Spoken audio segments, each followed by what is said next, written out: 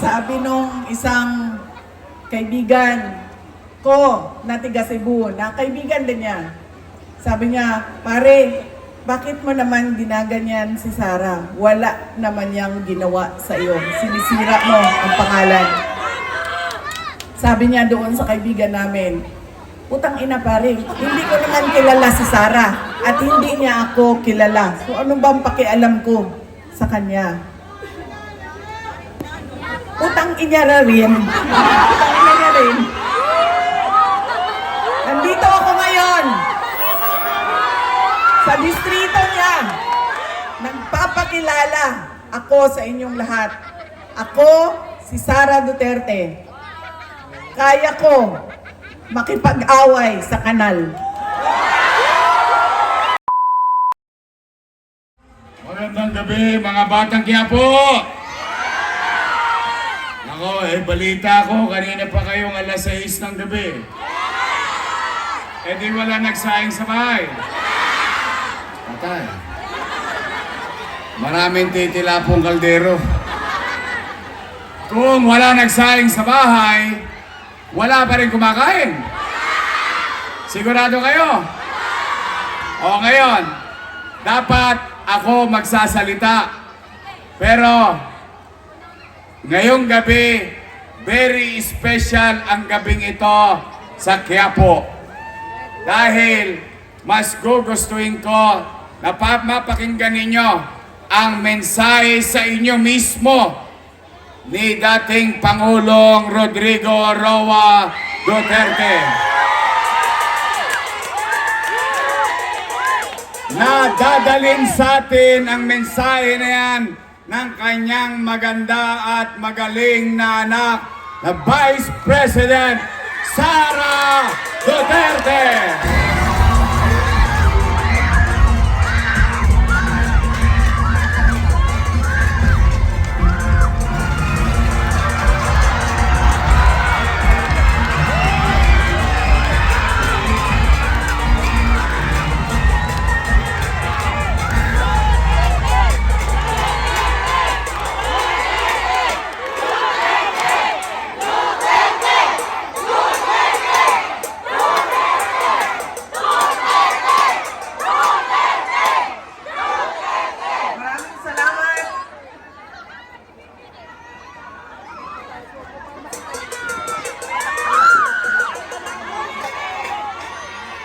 Assalamualaikum warahmatullahi wabarakatuh. Madayaw mayong gabi kaninyong tanan. Magandang gabi sa inyong lahat. Unahin ko po muna ang aking mga pagpapasalamat. Nagpapasalamat tayo sa ating babalik na Mayor Isko Moreno Dumagoso sa kanyang pagpapahiram sa atin ng stage, ng ilaw, ng kuryente, ng mikropono para mapaabot sa inyo ang aming mga mensahe ngayong gabi na ito. Pangalawang pagpapasalamat ay sa inyong lahat, mga kababayan, dahil marami sa inyo ang hindi pa kumakain, hindi pa nagluto, pero nandito, galing pa sa trabaho, pero nandito kayo para makinig sa amin at sa aming mga mensahe para sa bayan. Maraming salamat po sa inyong lahat.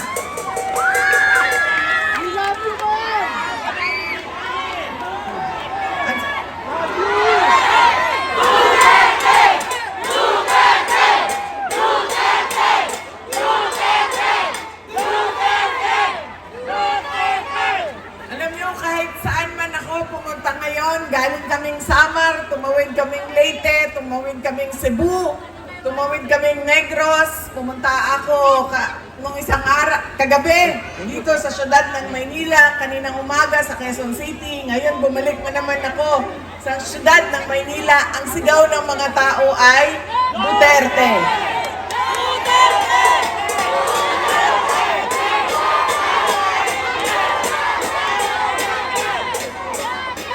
Baka lang po, nakakalimutan ninyo na hindi po ako kandidato ngayong eleksyon na ito. Pero nandito ako para maglabas ng nararamdaman ng karamihan ng taong bayan sa ating pamahalaan ngayon. Pero tapusin ko po muna ang aking mga pagpapasalamat. Ang sunod po na pagpapasalamat ay mula sa akin, personal, sa inyong lahat, mula sa mga kasamahan ko at sa aming opisina sa tanggapan ng pangalawang Pangulo sa inyong patuloy na suporta at pagtitiwala sa aming lahat. Maraming salamat po sa inyong mga kababayan.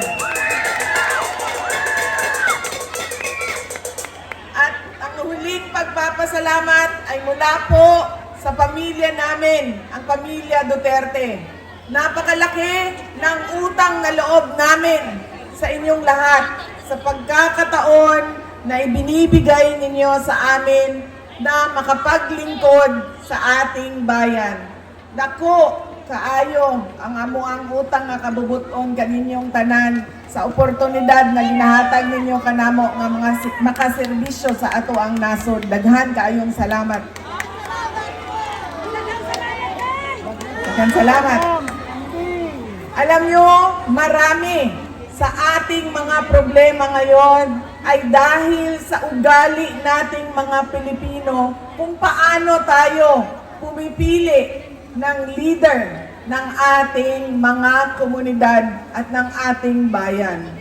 Una na ugali ng Pilipino ay kung sino yung nagpapatawa sa kanila, sumasayaw, kumakanta, na-entertain sila, ay yun ang naaalala nila pag-upo nila doon sa presinto, sa voting precinct natin.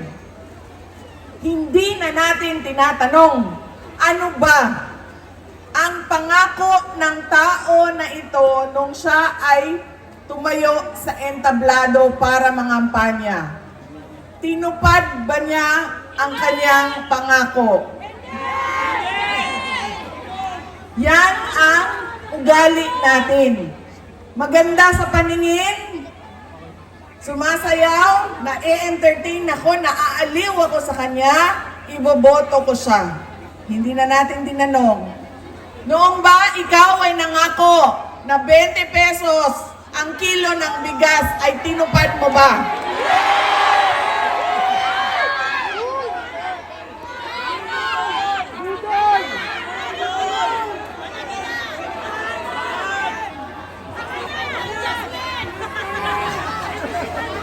Pangako noong taon 2022 na kampanya, 3 taon kinalimutan at ngayon may darating na naman na halalan. Meron na naman tayong 20 pesos na bigas doon sa Visayas.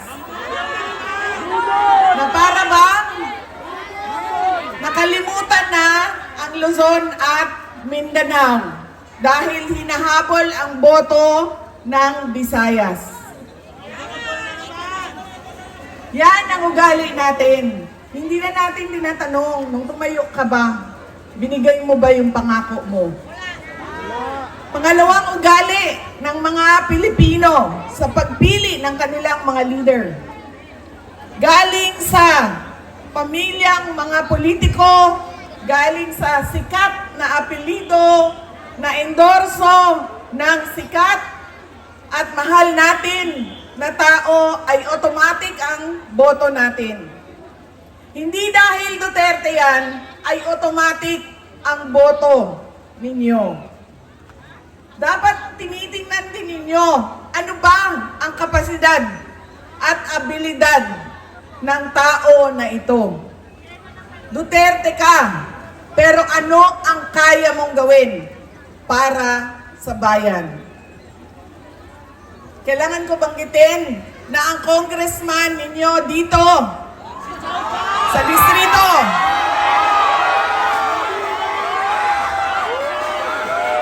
ay inendorso mo ba?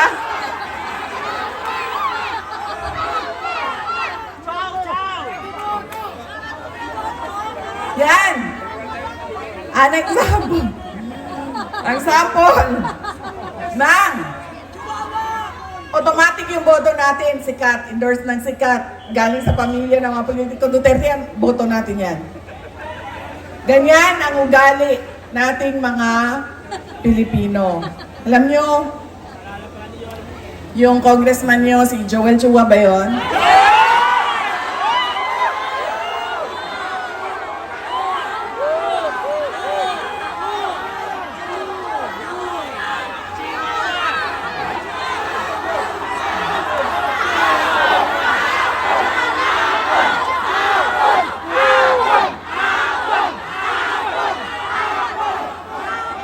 Sabi nung isang kaibigan ko na tiga Cebu, na kaibigan din niya. Sabi niya, pare, bakit mo naman ginaganyan si Sara? Wala naman niyang ginawa sa iyo. Sinisira mo ang pangalan. Sabi niya doon sa kaibigan namin, putang ina pare, hindi ko naman kilala si Sara at hindi niya ako kilala. So ano ba ang pakialam ko sa kanya? Utang inyara rin. Utang inyara rin. Nandito ako ngayon. Sa distrito niya.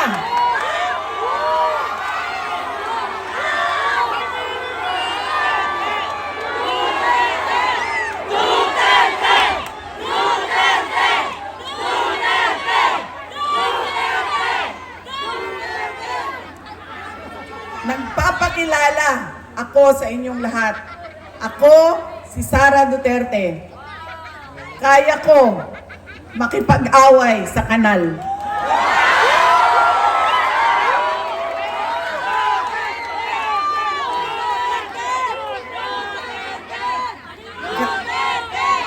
Kami, kung saan kami galing, doon sa Mindanao. Sanay kami sa wala. Kaya, walang mawawala sa akin kung dalhin ko ang away na ito dito sa kanal ng distrito ninyo.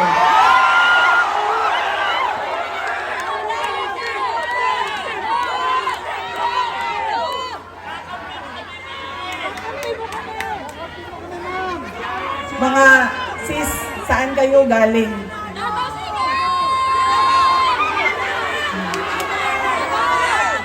Kinsay mga tausog diri? Mga Maranao.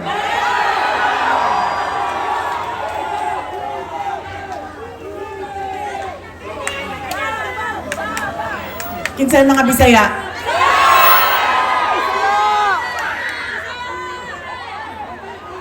Ayaw mong kalimot ha, pag-abot sa adlaw sa pinili ay butangin na ninyo og 0 si Chua.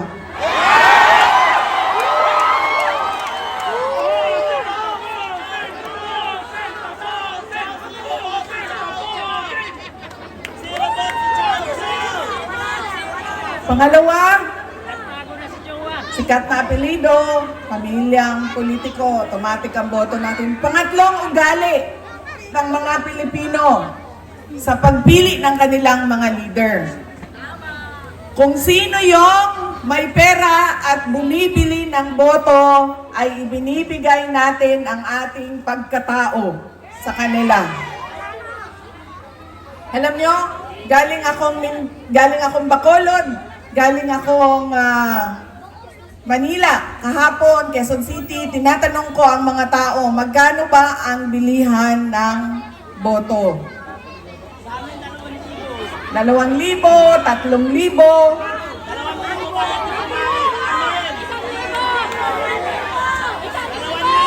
Meron pang bilihan ng boto na tawag ay tupad, akap, AIX, MAIP, ginawa ng legal ang pagbibili ng pagkatao ng mga kababayan natin. Yan ang ugali natin. Kung sino yung magbabayad, bibigay ko sa kanya ang boto niya. Tanggapin natin ang pera. Bakit hindi? Galing naman yan sa gobyerno. hindi na, ibibigay ko yung buong paa ko sa inyo kung merong politiko nagbibigay ng pera na galing sa bulsa niya. Lahat yan, galing yan sa pondo ng gobyerno. Buwis natin yan.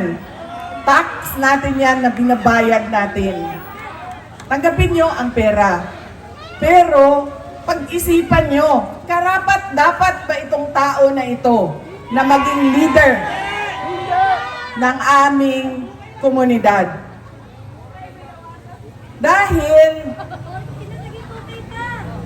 pag binibigay natin ang boto natin at hindi natin pinag-iisipan ang ating shade na pangalan, babalik na naman tayo doon sa hindi ko na kailangan ibigay ang pangako ko sa inyo habang ako ay nangangampanya dahil binayaran na kita para sa boto mo. Ano pa ba ang obligasyon ko sa iyo? Bayad ka para bumoto sa akin.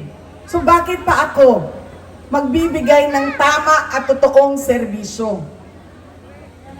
Kami doon sa syudad ng Davao, hindi kami naglalagay kailanman ng budget na pambili ng boto. Alam mo anong nangyayari sa Davao? Yes, ma'am. Ang mga taga-Marawi, naa sa Isla Verde, naa sa Boulevard, boboto sila sa umaga sa Davao City. Dahil boboto sila para sa mga Duterte. Tapos, babiyahe sila papuntang Marawi, Maguindanao, Cotabato City dahil boboto sila para sa bayaran doon. Diba? Truck-truck kayo na bumabiyahe panahon ng halalan para kumuha ng pera sa mga kapitbahay. Mga flying voters, ilang beses ko na yan sinabi sa COMELEC. Kailangan automated ang listahan ng mga tao. Dahil kung hindi ninyo ginawa yan, at hindi niyo binayometrics yan, ganyan lagi ang kultura ng ating halalan. Boboto dito, lilipad sa Bulacan, boboto doon, tatanggap. Ganyan sa amin. Hindi kami nagbibigay. Boboto sila, sa umaga, babiyahe sila, tapos boboto sila doon sa kapitbahay namin. Doon kasi may bigayan ng pera. Yan ang nangyayari sa atin. Sabi ko nga, walang problema. Kunin natin ang pera, pero pag-isipan natin ang ating mga leader. Dahil yan ang kinabukasan. Yan ang magdadala sa atin sa tama o maling kinabukasan ng ating bayan. Alam niyo, masakit sa akin yung pagbibili ng boto. Dahil nga, nawawala yung respeto ng tao sa isa't isa. Nagiging transaksyon. Mahalin mo ako, bayaran kita.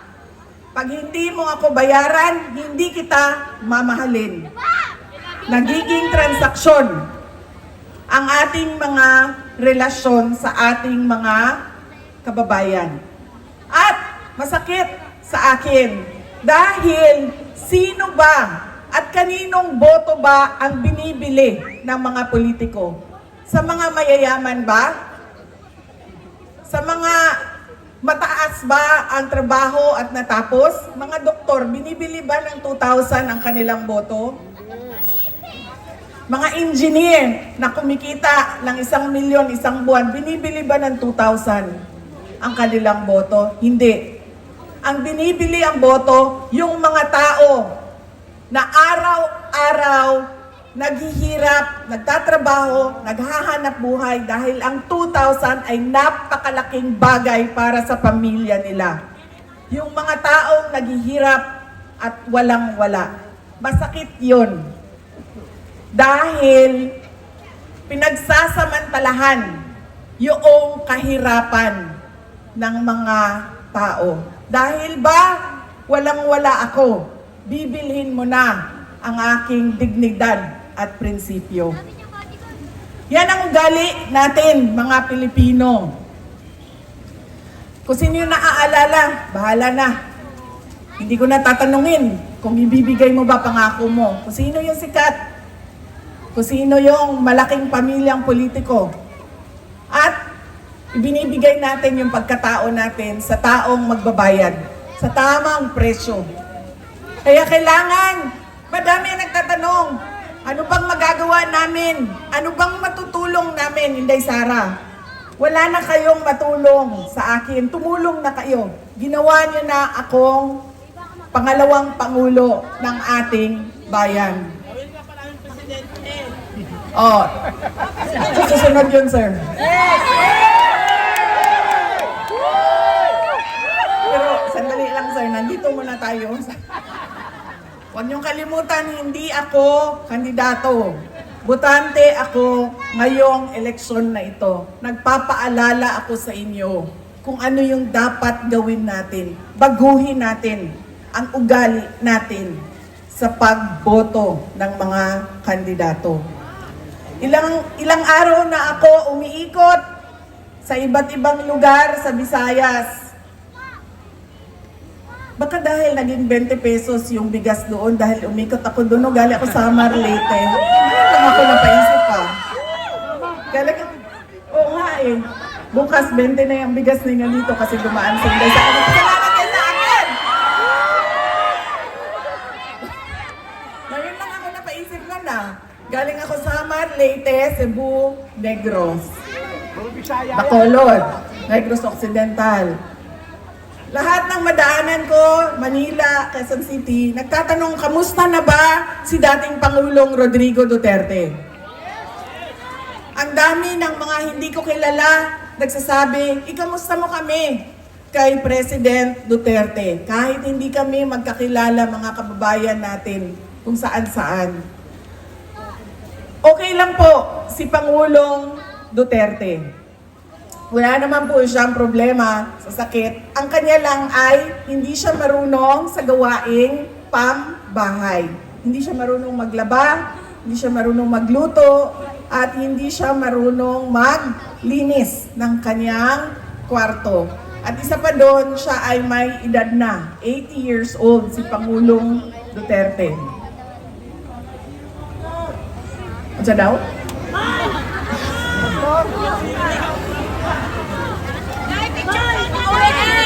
Sabi ko sa kanya, alam mo ang pinakamadali dyan, itlog na lang, halu-haluin mo lang yan, dagdagan mo ng asin at paminta, tapos lutuin mo sa mantika, okay na yan. Sabi niya sa akin, hindi nga ako marunong magpakulo ng tubig, magpaluto ka pa ng itlog.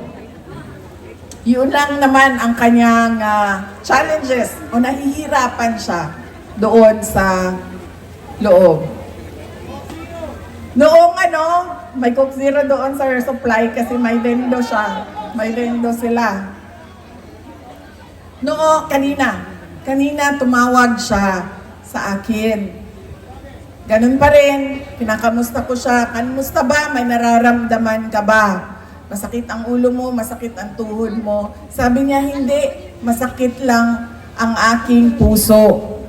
Sabi ko, sabihin mo sa doktor. Sabi niya, bakit masakit ang puso mo? Sabi niya, ay, nawala na kasi ang mga girlfriend ko.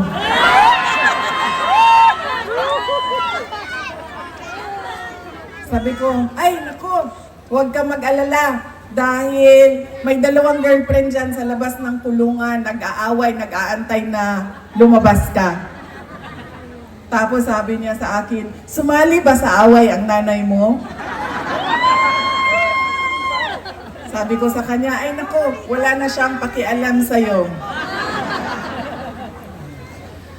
Yan po ang update kay Pangulong Duterte. Sabi niya kanina,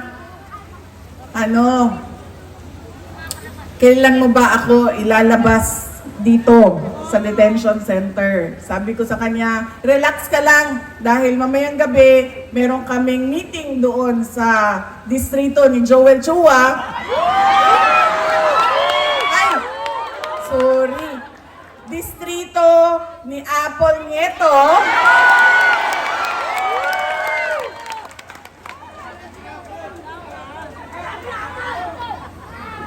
At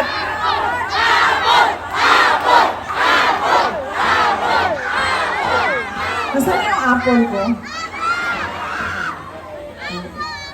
Ano yung apple ko? Hindi man ito pulang-pula na apple. Uy, nagluspag man yato ang apple.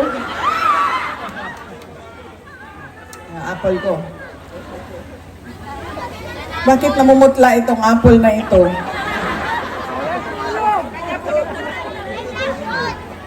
Ha?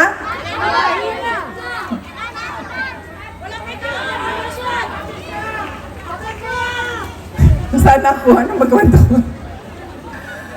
Sabi ko sa kanya, huwag ka mag-alala. Mamaya, nandun kami sa distrito ni Apple, Chua. Ay, Apple! Niya to. Apple niya to. Nagugulo ka. Apple niya to. Pag-uusapan namin kung paano ka namin kidnapin dyan sa Hague at ibalik sa Pilipinas. Sabi niya, wag mo akong kalimutan dito dahil mabubulok ako dito. Sabi ko sa kanya, wag ka mag-alala. Marami ang nagdadasal sa Pilipinas at sa buong mundo para maibalik ka sa ating mahal na inang bayan.